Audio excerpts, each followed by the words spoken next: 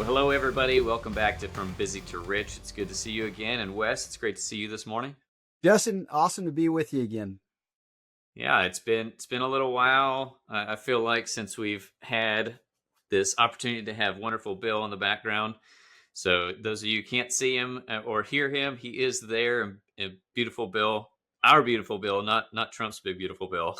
Lurking in the background here. That's right. That's right. Exactly. Look at that cool voice too. And depending on when you're listening to this, for us, we're actually coming up on the Christmas season. And so it's just one of those times where it's just busy, but also an opportunity to look forward to what are new things and opportunities for us from an initiative and development standpoint, things that we haven't gotten closed out that we want to continue moving forward. So on that theme, we're continuing this series on the tech-powered planning series, meaning technology-powered associations and opportunities within planning. And so with that, Wes, I'll hand it off to you to see where we're going to dive in today, and then we'll jump into it. Yeah, Justin. So I want to tee this up, and I want to know if you've ever experienced what I've experienced, and I'm guessing many of the advisors that are listening today have experienced it, because I can remember early in my career, and maybe even not so early in my career, having a great meeting. I felt like, man, I was really connected with the client. Things went good.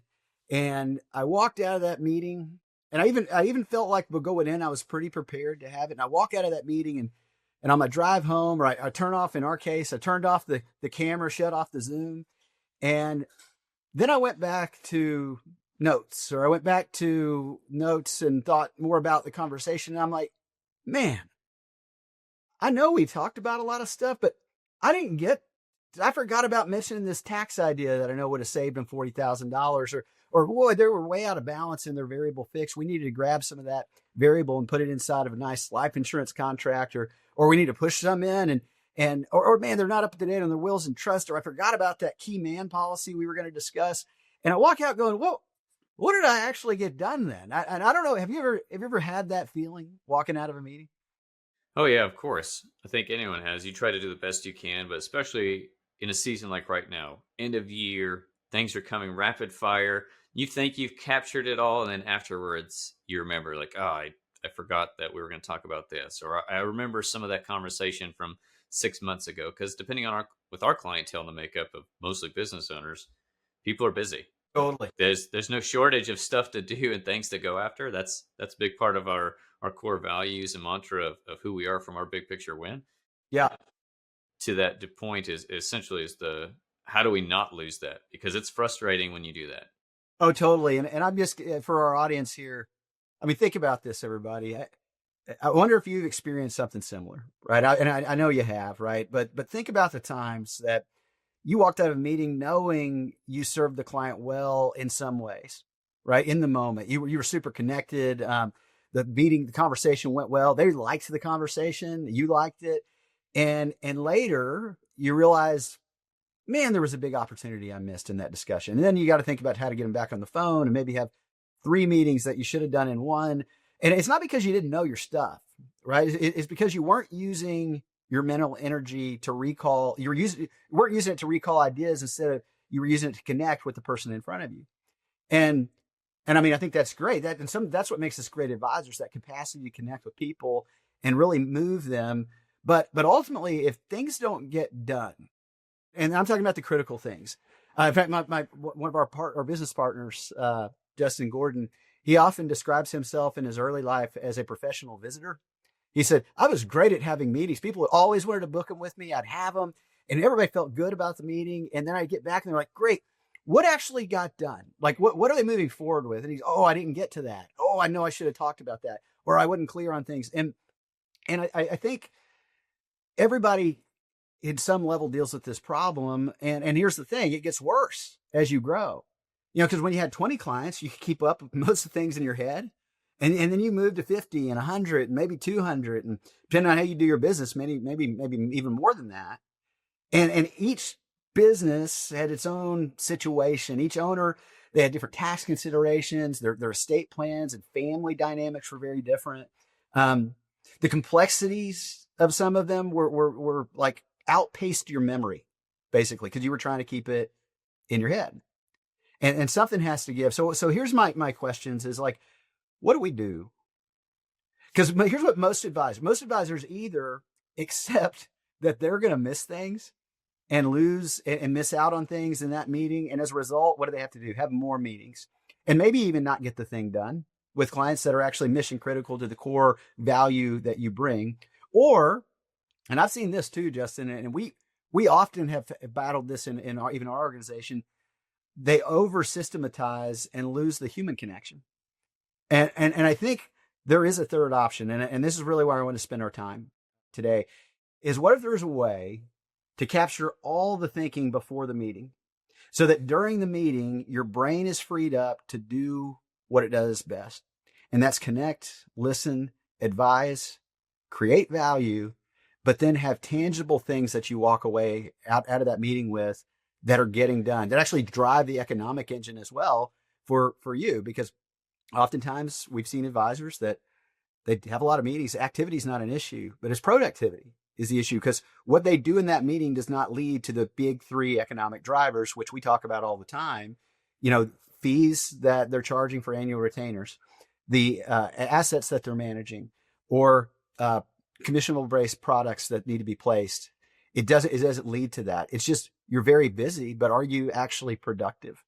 And so the solution is I want to introduce a framework and kind of walk through it. And I want you to chime in on this, Jesse, because you and I have developed a lot of this over the years and kept refining it and actually making it shorter and better all the time.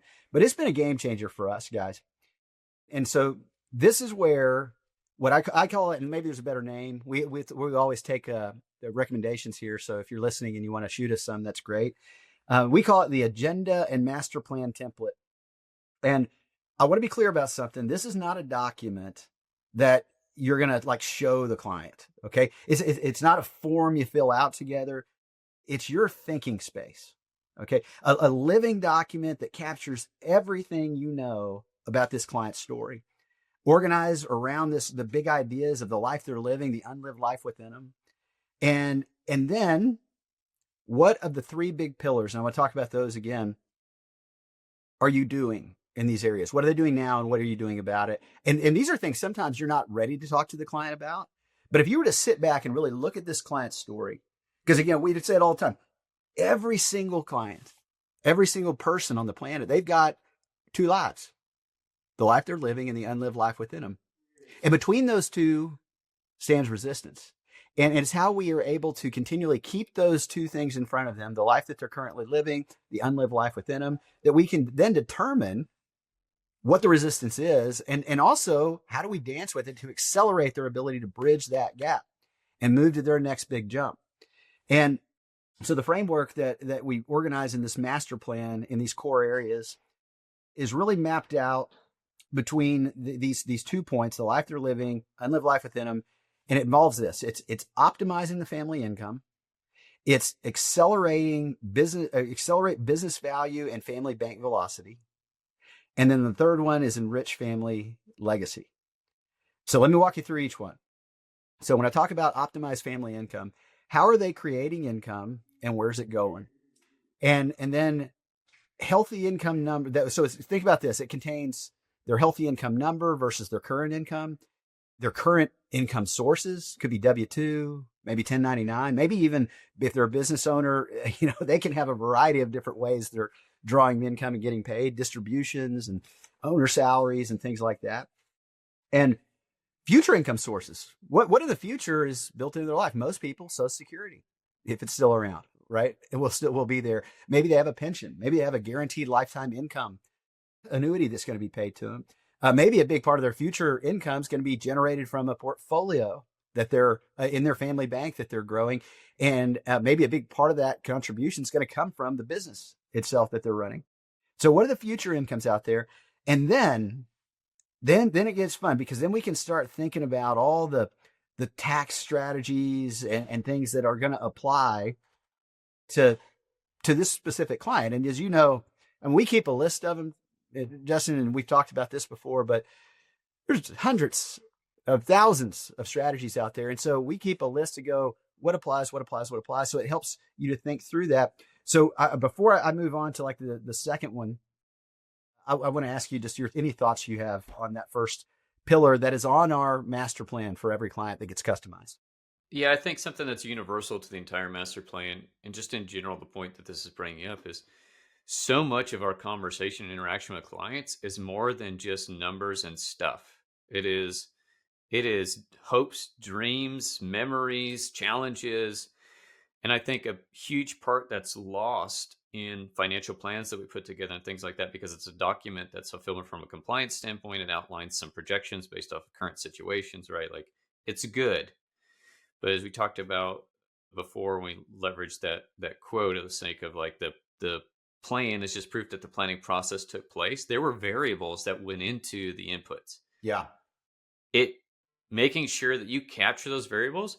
I've had conversations with my wife where in the moment I felt a certain way and we had a conversation about something that we made a decision. Fast forward a month later when we came back to it, because there's no like notes for me to go back to from that interaction, whatever. Like, no, I didn't say that. There's no way I would want to do that, right? Like, Absolutely. it's been a month. I'm in a different place. So it's what are the things that are relevant right now? What are the things? Hey, Joe and Sally mentioned that one day maybe they would love to have their own business selling seashells by the seashore, right? Like, so how are we capturing that, and what would that bring into the future planning as a consideration, and how do we continue to bring that back up? And I think that's as we go through from the healthy income or looking at the family bank velocity is with that mindset of how are we utilizing that within those sections and frameworks of what you're trying to capture here to the story that you're telling yourself as you're ongoing, especially clients you've had for 10 years, right? That's a lot of evolutions of this process. And you got 100 plus clients. Like, how, there's no way you're going to remember all that. Yeah, it's just a bad place to keep it. It is in your head. And so and guys, listen, as you're listening to this and you're kind of hearing this and you're going, I'm having a trouble time visualizing this. You can go to the show notes right now and you can actually download a template master plan that we have, because it's what we start with on every client we have. We populate this, we fill it in. We're right now going back and updating all of our clients' master plans, and it takes some time. But again, you're going to do this thinking anyway. It's just you won't have to do it again and again and again. If you do it, you'll just be updating this thing. So download that if you want to visually follow along with what we're talking about here. But so the one section in there is going to be the optimizing family income, which is telling their story, and you'll have all those things we just discussed. The second section is going to cover kind of these two areas that we really make them one kind of, but it's accelerate business value and family bank velocity. And this covers both their business assets and their liquid wealth. So on the business side, do they have a business? If not, should they have a business? If yes, they have a business, what do you think the value of it is? What is it? Like, what value does it deliver to the world? What's the fair market value, structure of it? What happens if somebody dies that's important to the business, like the owner or a key person that's inside the organization or a business partner? Is there a succession plan that they have, or are they the bottleneck to growth in the business? And what should you do about those things? What is your thought around things you would want somebody to talk to you about as you're kind of seeing the life they're living and where they're going in their business? What other ideas do you have for acceleration of growth of that business for them? Should they buy their own building? We see this all the time as people will work in a building that they rent, and that they've worked at it for 10 years, 15 years, and they've never thought about buying it because they're, well, just the capital outlay. Well, you can do a cost benefit analysis, and many times it's actually less expensive, even initially, to own it than it is to lease it, and then you have the asset long term. So things like that. Or, hey, from a team standpoint, would them doing the Colby or the Working Genius, or maybe joining things like we do, Justin, Strategic Coach, or like to read this book, what would add value to them in a unique way? Because that's the golden goose. Or they're an employee. What do they are a business. So what do we need to think about there? Then on the family bank side, this is where the variable fixed conversation lives. And this is, and you guys have heard us talk about it. What does a rich life look like for them? We say, do they love to spend time with their family, hunt, fish? Do they love to travel? Do they have family traditions that are important to their heritage? Are they taking vacations every year and bring everybody in? Should they be thinking about this? And so, like, what does a rich life look like? We want to capture that here. as we think about this. And then what liquid assets would be necessary for them to generate a healthy income if to supplement their other future incomes to where they're not going to run out of money if they choose not to work for money or take money out of their businesses or not in the future. What's the plan there? And how should it be allocated? Well, how's it allocated now? How much variable? How much fixed? What is it in? And how much, and what should it be? What are some ideas? Should they get alts in there? Should they add a different kind of an investment account? Should they reallocate? Should they get some permanent life insurance as the holding bucket for their fixed capital? Cash flow management and debt management. Like, what are the things that you should be thinking about there as it relates to that family bank and accelerating its growth? And then ultimately, hey, what if they die? What if they're disabled? What if a long-term care needs arise? Are their current assets adequate to support what they would want to have happen in any of those events? And if not, do you need to do something about it? And if you think so, that's where you put this stuff, even if you're not ready to talk to the client about it. And before I jump into the third section, Justin, that enrich family legacy, any inputs or thoughts on what we just covered there? The point being is just covering the context, going back to what I said before, the conversations that lead into this, and not to get too dogmatic in the application of how you're doing it. And then also just one caveat on the template, you go and download the template. This is not something that we use as client facing. This is for our internal use to help us, our internal advisors and team, because it also makes it super easy. If I'm out of town and client meeting or something comes up, Wes can easily step in, and it's as if he's been in the conversation the whole time. Yes. That's what I want you to envision when you're thinking about this for yourself, is not to be overly exhaustive, but to a point to how do I create a continuous story that I'm adding new chapters to. Hey, thanks for tuning in to From Busy to Rich. If you're listening and something sparks a question or you just want to explore these ideas further, visit us at wesyounglive.com or email us at info@wesyounglive.com. You'll find free resources, tools, and ways to get in touch. We'd love to hear from you. Yeah. And I want to stress to everybody here, because we're in a podcast, we're expanding on a lot of this stuff, but I want you to know this is a little bit over one page, all the master plan. And you're going to see it if you download the template. You get to look at it. And we teach to this in Transform every year. But simple cannot be 20 pages, because again, 20 pages is not a flashcard that puts you back in the mind of what this client's story is. So it's a one pager, and it's that way on purpose, but it has enough detail that cues you to go, I got it. Because we know the critical things that have to be hit for clients. And so last big pillar, the third one, is enrich family legacy. And this is both about inheritance and heritage. So inheritance is your stuff. Like, you leaving stuff from one person to another. Could be business partner to business partner, spouse to spouse, parents to kids. And so what we want to know here, this is really about it's like estate planning 101 is what we really think about. Do they have documents? And in a simple paragraph, capture the current structure of what they have. Do they have just simple wills, leave everything outright to each other and then outright to the kids? Do they have more complex documents? Are they pour over wills with revocable living trusts that are creditor protected at first death and second death? Who are the trustees? Who are the executors? When do the kids become co-trustee, full trustee? Any of those things. What do they have now? And then when you do that, you can then back down into anything they need to do about that. Do you have any considerations? Things that they should do that they're not doing that eventually you want to talk about with this client.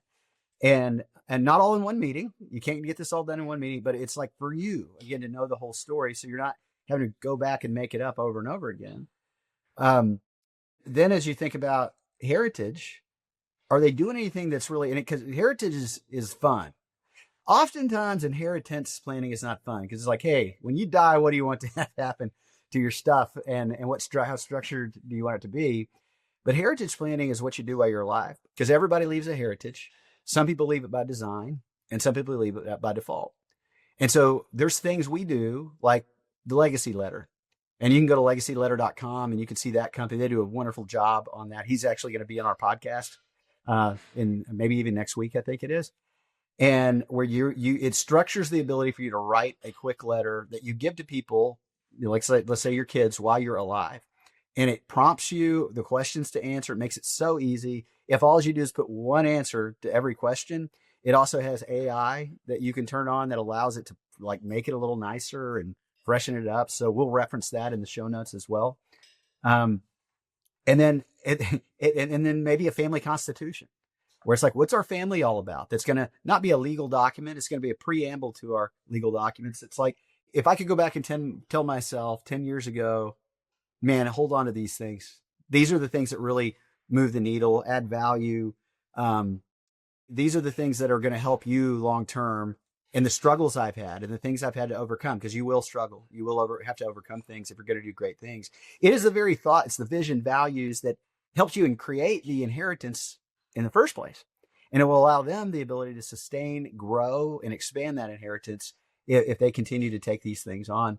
And again, people often don't do those, Justin, because everybody's got stuff in their life. They're like, I think I'm a pretty good dad, but I got some bad things too, man. I got some things I've been working on that I sure wish I wouldn't have done, or with my kids.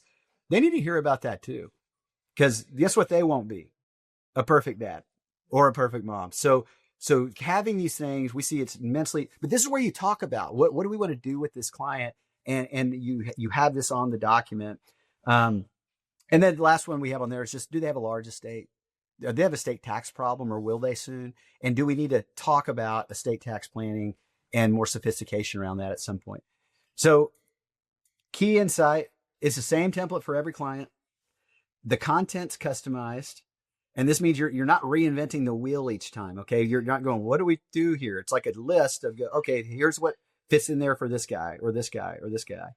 And then you've got an ability to do several things with it.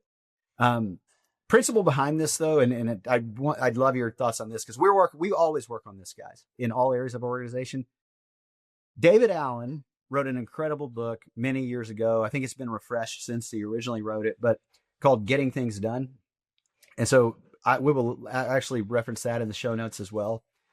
And it has this line: your mind is for having ideas, not for holding them. Your mind is for having ideas, not for holding them. When you try to hold everything in your head, two things happen. First, you're going to experience what psychologists call cognitive load. And you know it, even if you don't know the word, you've experienced this, I promise.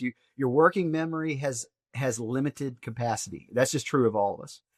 When it's occupied with remembering a checklist, it has less capacity for creative thinking, problem solving, and human connection. Second, you experience anxiety. I mean, you do. Your brain knows there are things you're supposed to remember, but it's not super confident that you're gonna remember everything. And background anxiety affects how you show up. It just does for every single one of us. The master plan template is going to externalize the thinking. It does the holding so your mind can do the having insights, having conversations, having breakthrough memories with clients and moments with clients. So here, bottom line, before I move on to that, I'm going to give you what you need to do about all this, but Justin, any thoughts on that before we move on? I would just bring it down to an example.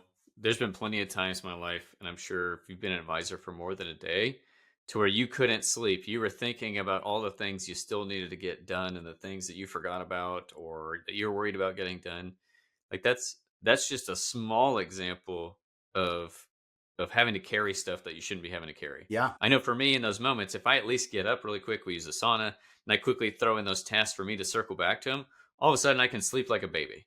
I know the ball's not going to get dropped, right? Like it's right. Yeah, exactly. So this is just a more sophisticated version of that. It's not just a parking lot for ideas. It's ideas that have had creative structure and thought around that add to the context of the story that the client's trying to live out as a rich life and a part of their rich planning, so that you can move forward and actually get stuff done. Because there's a big difference between dreams and goals. Like one is arbitrary, it's something that you may hope happens, but the other one is something that you're building a tangible plan around to actually succeed in. Totally true. So here's where it comes down to the work, guys. And this is not complicated. It does require a little bit of work, but it'll save you so much time, work, anxiety, cognitive load that you will wonder, how did we ever do this without it?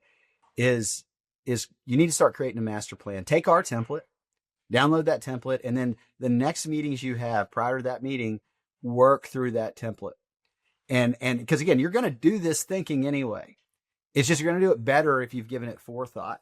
Maybe even schedule time every week to do, as many as you can get to in a couple hours with your administrative team and other advisors that, hey, they may want to hear this client story because we onboard new people. We are working through this right now with our team and getting it refreshed for those people that we have sloppier versions of this. And it is like aha inside moments to the other people on the team, our paraplanners, that they help us prep, but they don't often know as much as we know about this client story. And so you just sit down, you got to dedicate the time, schedule it on your calendar. You have to trip over this because there's always other things that'll get in the way, but you're going to prepare for it anyway. You might as well capture while you prepare. And when I'm telling people to do this, here's what often happens. I get this pushback. Okay. I get, it sounds like a lot of work, it's not the way I've always done it. And listen, initially it will take more time than probably what you're doing right now. One, because you haven't put it in this format before. But long-term, it is like the only way you're going to want to live. Whether you do it once, capture it and build it, or whether you do it repeatedly, incompletely, and in your head before every meeting, it is really the choice that you're having to make here.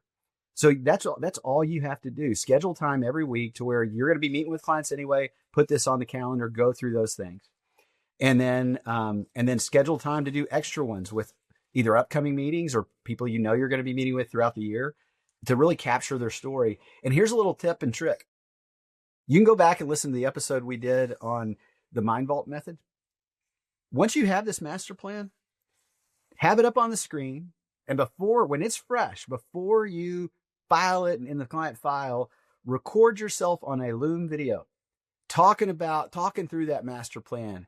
And it won't take you more than 5 minutes to do that. And let me promise you, you are giving your future self a gift when you do that. And it'll cut down on so much work, so much administrative burden and cognitive load. You'll just wonder why you waited so long to have this going on. So thoughts on that, Justin? No, I just want to reiterate that your best chances to realize your future opportunities and actually do something today and move forward. So I would say start somewhere with the process. And this is a great starting place. Take it, make it your own. We encourage you to do so. But get started. Yeah. Don't let this be another podcast that you listen to that has some ideas that seem to resonate, but goes nowhere. Yeah. And in this, guys, I want to leave you with this.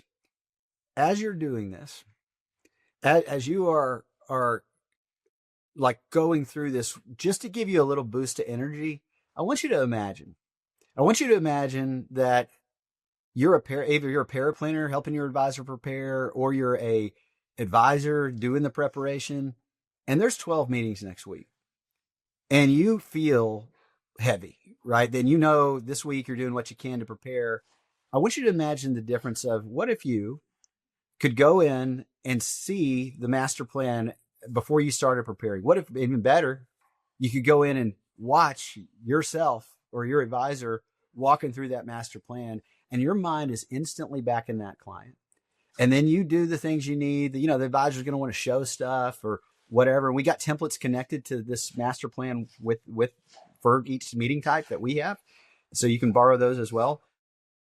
But how much lighter all of a sudden would you feel when you're doing that? And then what if you're the lead advisor and you've got the 12 meetings and maybe you do have a paraplanner and so you get in there Monday and you start watching their prep videos, and it's like they tell you the master plan story, they read it to you, walk you through it, and then they say, and here's all the stuff in this kind of meeting we normally show, and they pull that stuff up, and all of a sudden the weight of that week just gets really, really light. Your cognitive load is not there because you're not trying to recall things. All you're doing is creating in your mind, and imagine what that meeting is going to be like and the outcomes that are going to result as a result of using this tool to make you the best you can possibly be. So that's really all the big pieces I wanted to cover today on this one, Justin. And I'll give you kind of anything you want to give closing. Yeah, go check out the notes, show notes as far as additional resources, and then come back to our continued episode where we start talking into the actual digital components that we put together to support this for the checklists and things like that that feed into all the systems as part of what we do, just to help take more of that mental energy off from administrative back into creative. So until next time, thank you guys for listening. Check us out on YouTube as well if you prefer the video. I look forward to having you again.